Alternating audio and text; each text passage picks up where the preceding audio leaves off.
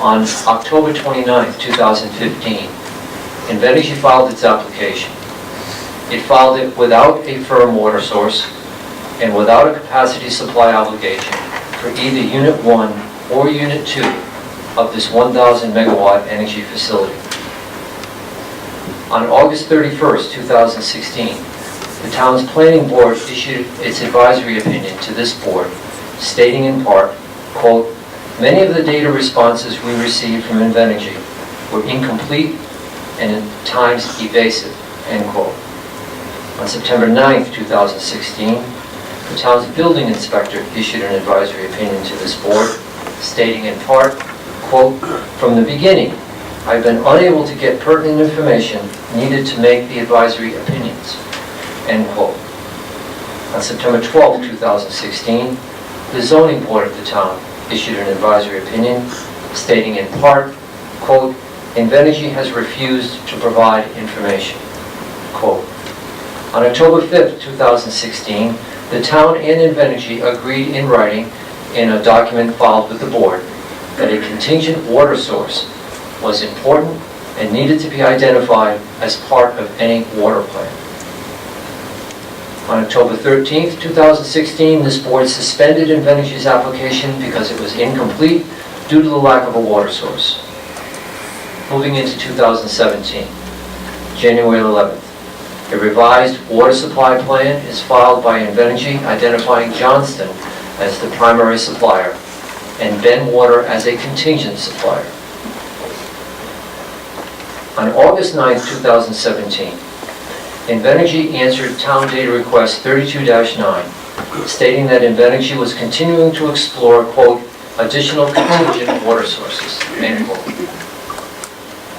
On August 11th, 2017, and all the dates from now on will be 2017, we're moving into the more recent filings.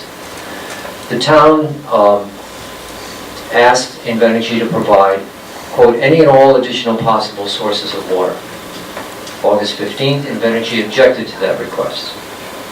August 17th, 2 days later, the Fall River Water Board approved a contract that specifically identified Fall River as a designated alternate water supplier for the Clear River Energy Center, August 17th. On August 21, without knowing that the Fall River contract was in existence, the town moved to compel a response to the data request regarding alternate water suppliers. On September 8th, without informing the board that the Fall River contract was in existence, Invenergy objected to Burrillville's motion to compel and affirmatively stated in its objecting papers that there was no agreement with any other water supplier. Invenergy also promised that if an additional contingent water supplier agreement was entered into, that Invenergy would supplement its water plan. On September 15th, at oral argument, which took place again without this board or the parties being aware of the Fall River agreement, Invenergy claimed that there was no agreement with any other contingent water supplier for the Clear River Energy Center. It also said that it would provide this board with any such agreements that were entered into. I'll quote from the transcript, page 83. Quote, "If there is another alternate water supply agreement that agrees to provide water, you will see that agreement.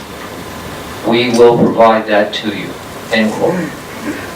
On that same day, September 15th, this board, therefore relying on this representation, denied the town's motion to compel, stating, and I quote, "If there were an additional agreement reached with any other entity for another water supply plan, then that certainly would have to come before the board." That's in the transcript, page 95.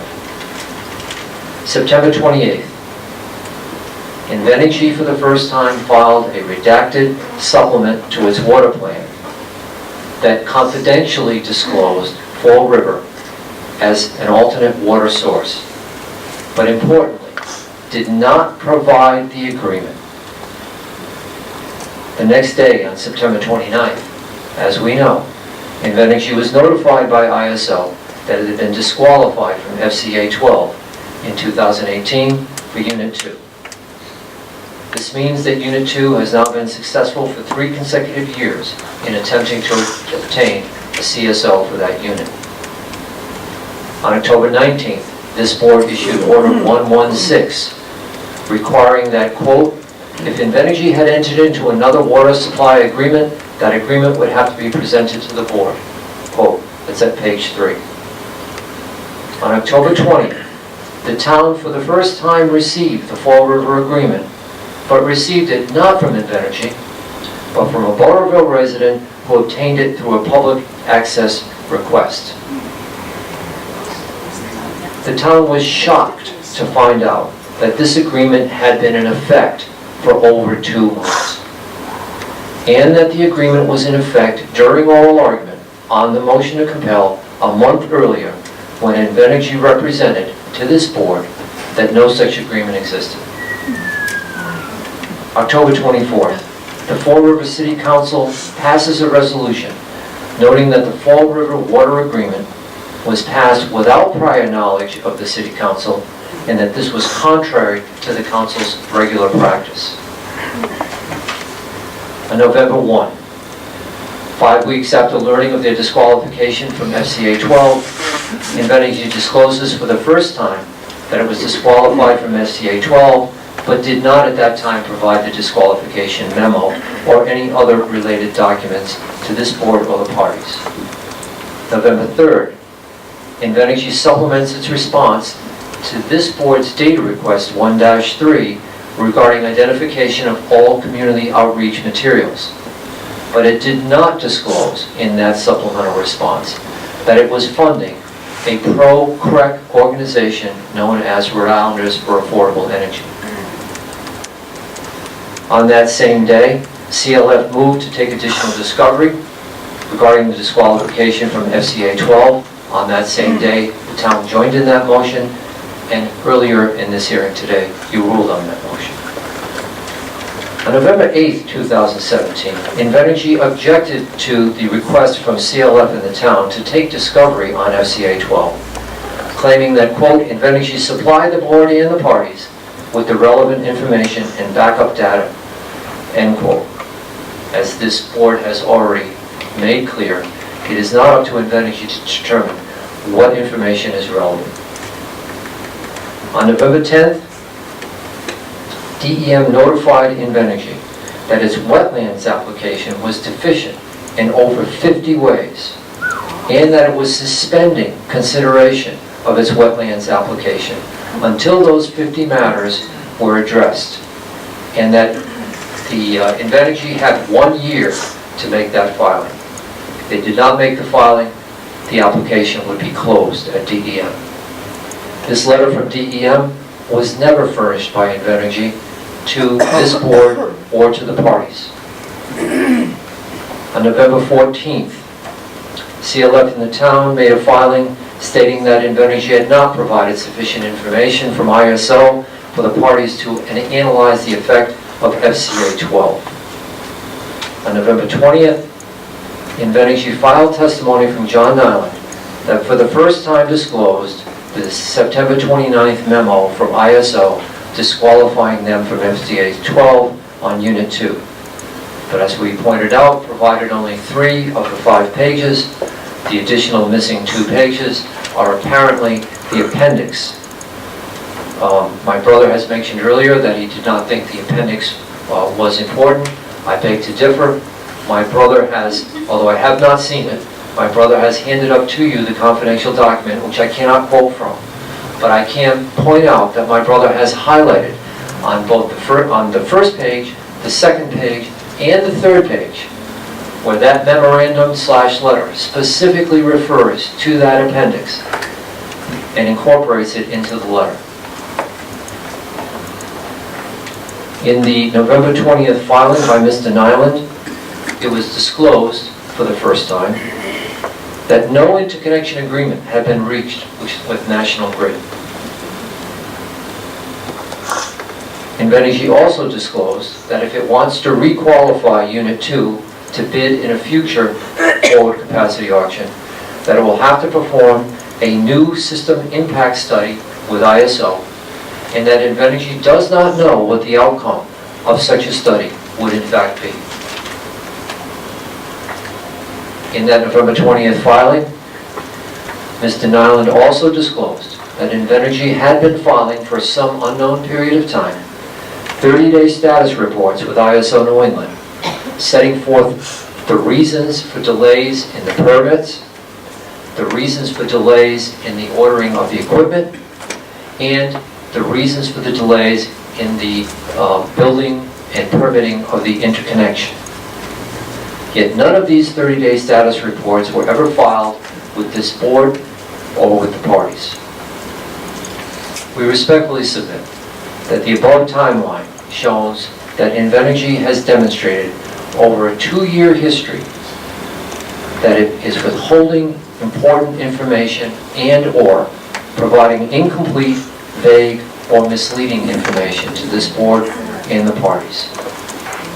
We believe that Invenergy has intentionally and consistently worked to prevent a public, transparent, and complete application licensing process.